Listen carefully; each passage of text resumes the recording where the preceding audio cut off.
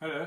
Something else I'd like to comment on in Game of Thrones, the penultimate episode of Season 5, A Dance of Dragons, Ser Jorah's spear throw. Now, from a theatrical point of view, really well done. I enjoy it, it's good. He's just defeated his last opponent in the arena. The man's not dead, he's kneeling in the sand, still holding onto his spear, but he's got Ser Jorah's sword in his guts, he's breathing very heavily, he's going to die. Ser Jorah looks up at the Queen, and then this puzzled look crosses his face. He seems to be thinking about something. He takes the spear and he throws it at the Queen. And you're thinking, what's going on? This doesn't make sense. Why is this twist in his personality? This man just gave everything to be there, to prove himself to her. Now he's trying to kill her. Is it the disease muddling up his brain? Is it the hate finally welling up in her? Oh, she exiled me. She doesn't want me in her bed. I hate her. And you're thinking, what's going on? The spear, however, goes past the Queen, strikes the assassin 4 or 5 steps behind her. Suddenly everything makes sense again. It's really well done. You're sitting there thinking, what's happening? This does not make sense. They change the perspective and suddenly everything does make sense. He's defending her. This man would give his life 100 times to defend her. That's how we know him. Suddenly makes sense. It's really good. Thank you for the experience. From a practical or physical point of view, however, I would say this couldn't happen.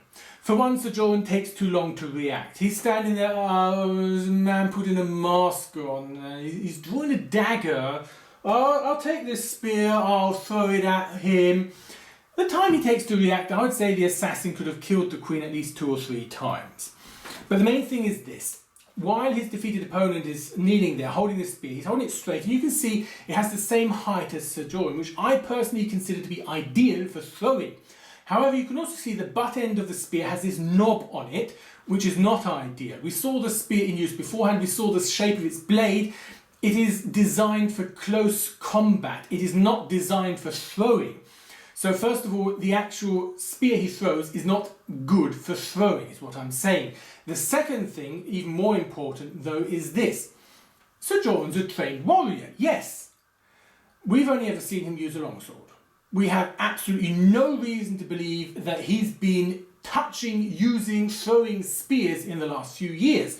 So I think it's unlikely he can just simply take this spear, throw it and hit someone who's, 30, 40 paces away from where he's standing in the pit. It's about 30 paces, I would say, to the actual wall. The terrace above that is more than a man's height above. The Queen is not sitting at the very edge. She's another 5 or so paces behind the edge, and the assassin was 4 or 5 paces behind her when he was hit. So that is quite a long distance to throw a spear if you're not trained at it. It might be that he received some sort of training in his childhood, it was part of his martial upbringing to wield and or throw a spear. But we've, as I said, had absolutely no reason to assume that he's touched a spear in years.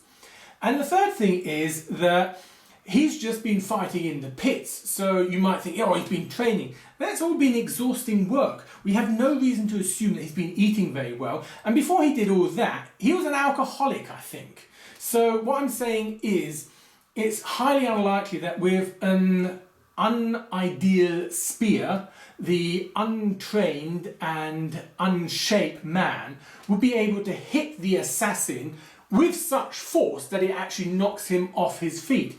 I reckon it's all right for him to grab this spear and throw it, but it should definitely miss the assassin or fall short.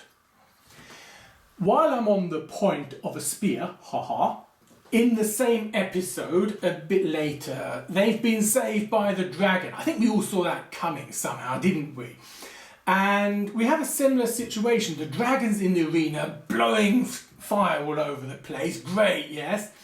And then some of the sons of the Harpies start throwing spears at the dragon.